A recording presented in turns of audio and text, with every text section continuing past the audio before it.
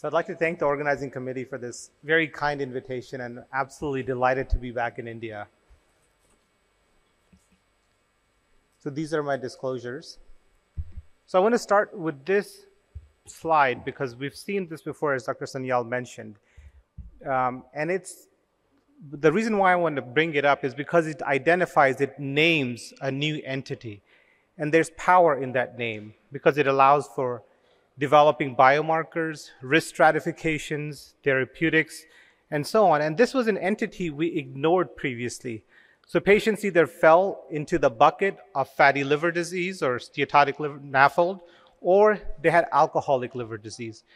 But the patients that were in the middle who had metabolic features but also used moderate amount of alcohol were excluded. So we don't understand the natural history of this disease. We don't understand what therapeutics works. How do you risk stratify these patients? So this was, in my opinion, a great move to get better idea on a significant number of patients that all of us see in our clinical practice.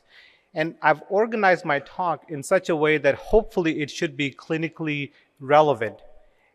But I do want to say that since this is something that's very new, there's not a lot of data out there yet. So I'm going to put forth a conceptual framework of why this is important, how do we take care of it, and what the future is going to look like for MetALD.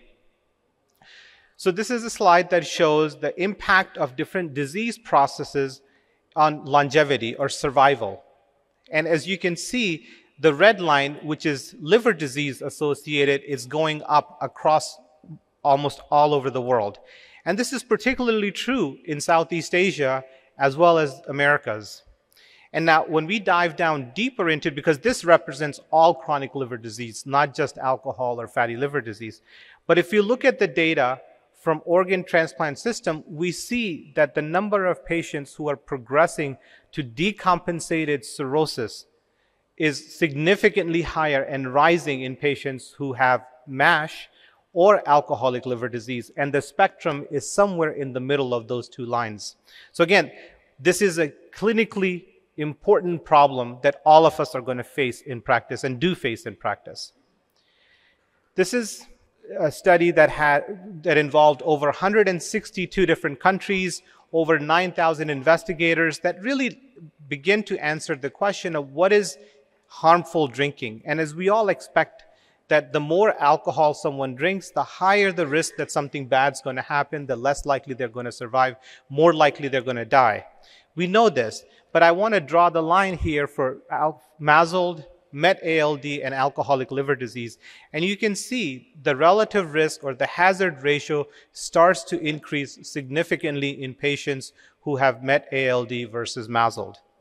And this is a reiteration of this data published a couple years later that defines what is a safe amount of alcohol that someone can consume on a daily basis that does not increase the risk of dying over time. And the answer to that is there is really no safe amount of alcohol that individuals can drink daily that does not necessarily increase their risk. Now, this is the global alcohol consumption across the world, and I wanted to point out a couple of things on this slide. One is that males tend to drink more than females, and younger people are more likely to consume alcohol than older people, especially the quantity. And this matters because when we talk about progression to cirrhosis, particularly in this conversation in the context of metabolic disease, the longer someone has been drinking, the more likely they're going to have a lifetime exposure that predisposes them to cirrhosis of the liver. So this matters. And again, this also starts to risk stratify patients in whom we should be concerned about alcohol exposure, males, earlier age. And you can see there's also significant differences across different regions of the world. Now, this is my only mechanistic slide, but it shows and reinforces the shared pathophysiology of alcohol and NASH. We all know insulin resistance causes adipose tissue insulin resistance, so there's more release of fatty acid. It upregulates lipid accumulation, de novo lipogenesis, and development of fatty liver disease, activates injury pathways, fibrosis, and so on. But similar pathways tend to get activated when patients use alcohol. And this is data from animal model studies, but you can see that there's significant overlap in how fat is deposited in patients, as well as injury and fibrosis in these patients. So the two disease processes, metabolic associated steatotic liver disease and alcohol associated steatotic liver disease, they're synergistic in the pathophysiology that drives disease. Now, getting into what do these patients look like, and this is a biopsy-proven patients with steatotic liver disease, over 350.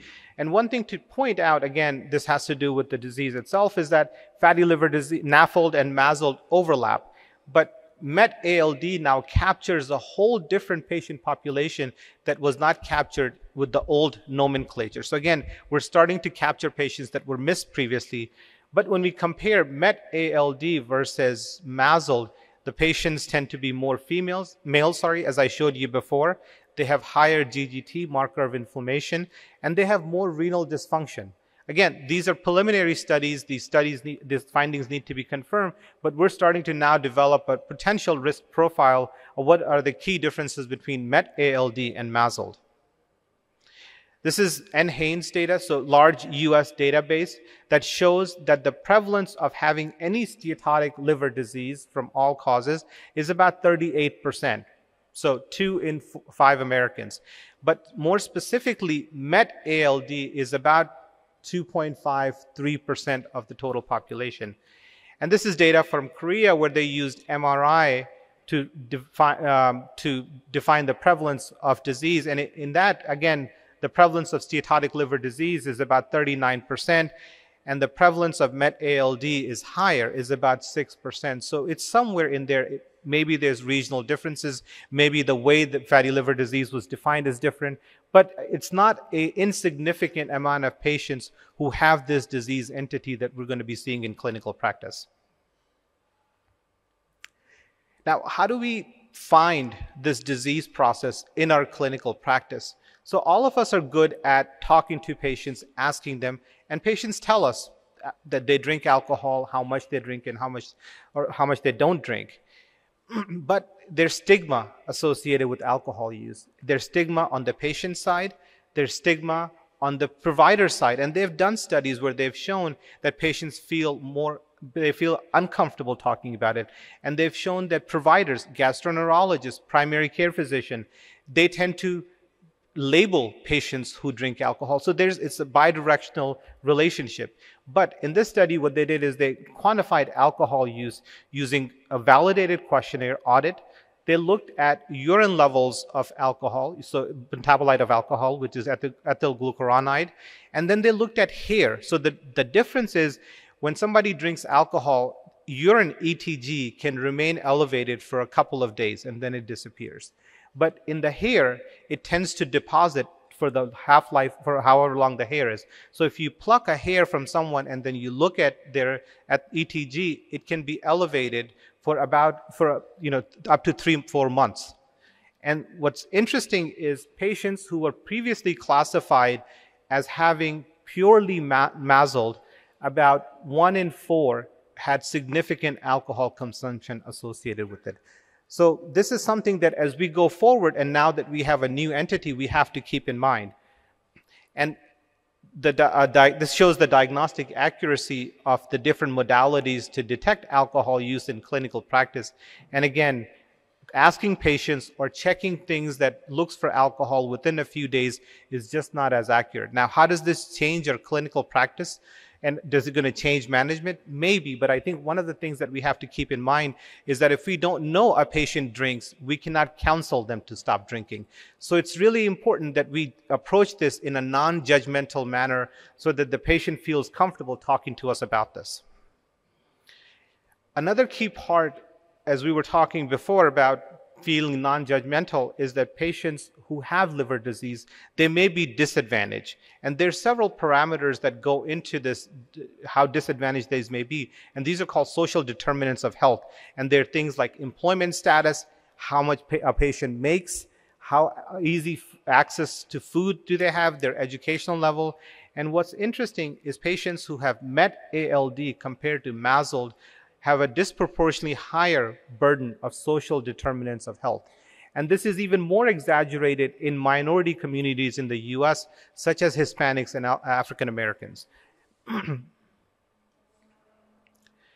This is a long cohort study, 11 years of patients with diabetes.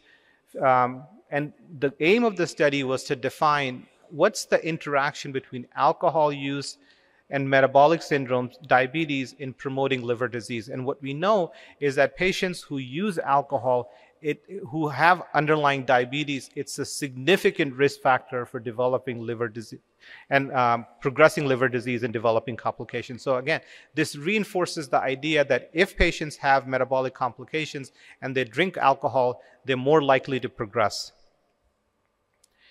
And then how much alcohol and what is the impact, to quantify this a little bit more. And here we're looking at a longitudinal study where patients who had a diagnosis purely of MetALD, and in these patients, they quantified alcohol consumption over time with PET as well as surveys. And what we found is that patients who consume moderate amounts of alcohol, they are much, much higher likelihood of having a two-stage progression of fibrosis stage or progressing to cirrhosis of the liver. So this again reinforces how alcohol can interact with metabolic disease to cause liver disease to progress more rapidly, and even in small amounts. And just like it can cause liver disease to progress, it also affects metabolic diseases such as cardiovascular diseases. We all know that fatty liver disease, steatotic liver disease, MetALD increases cardiovascular risk. But this study shows that patients who have MetALD, their risk of having cardiovascular event is higher. So again, we should be cognizant of this and help manage these metabolic complications, in addition to talking to them about liver disease, in addition to talking about alcohol abstinence. And more importantly, alcohol tends to, in patients who have fatty liver disease, it increases the risk of mortality significantly. And this is an enhanced study where patients were classified presence of MetALD in addition to alcohol use. So again, not only does it increase the risk of fatty liver disease progression, but it also increases the risk of mortality. And it's not just that patients have to drink alcohol every single day for them to get in trouble. If they binge, and this is binging 14 days out of 365 days, it increases the risk of them dying considerably compared to patients who do not binge. So, and a patient may not necessarily volunteer that 14 days out of the year I'm binging. So these are things that we as providers have to be more cognizant of so we can provide appropriate counseling. This is a study that looked at what's the likelihood that if a patient has fatty liver disease, then they start drinking heavily, what happens to them over time? And the answer to that is that it substantially increases the risk of them developing liver-associated complications. But alcohol abstinence can help. And this is looking mainly in patients with cirrhosis, that patients who have cirrhosis and stop drinking, their likelihood of dying decreases. And now the bigger question is, at what point should we counsel patients to stop drinking? And there is no good answer outside of cirrhosis. Some societies have recommended patients who have stage 2 fibrosis or higher, we should counsel them to not drink any alcohol. But the answer to at what point should they stop drinking, we're not entirely certain. And we're going to see slides like this throughout the conference about how do we risk stratify patients. This is just showing that elastography as well as ELF can be used to risk stratify patients who drink alcohol. So now if we combine this with patients who have fatty liver disease with similar data, we can develop better risk profiling. And since Dr. Sanyal showed this slide, I'm not going to get into this, but I do want to add that if we can use blood-based biomarkers, so omics, polygenic risk scores, ELF, as I showed before, MVX, to develop a better clinical risk stratification profile that takes into account not only the amount of alcohol they use, the type of genetics they have, the type of metabolic syndrome or the burden of metabolic syndrome they have, to then put them in risk categories and then provide more precision-based medicine. So I'll end with this slide that shows how do we approach this conceptually as we go forward. So this is the spectrum where we have patients who are at risk, who have not yet developed the disease, all the way down to cirrhosis. And the strategies that we have in the beginning need to address a larger population. So these are policies. What's the minimum age for alcohol use? What are food policies that allows patients to get access to healthy food? And as patients develop disease, then we start to develop more catered therapy. But these therapies are expensive. So it makes a lot of sense to sort of think about this more from a global health perspective rather than an individual patient perspective. And this is what our current approach is. Our approach is that all of our resources are allocated towards the end. When patients have developed cirrhosis, they're dying, they're in the hospital, they need a transplant. And this is costly. And patients die. So it's not the best approach to patient care.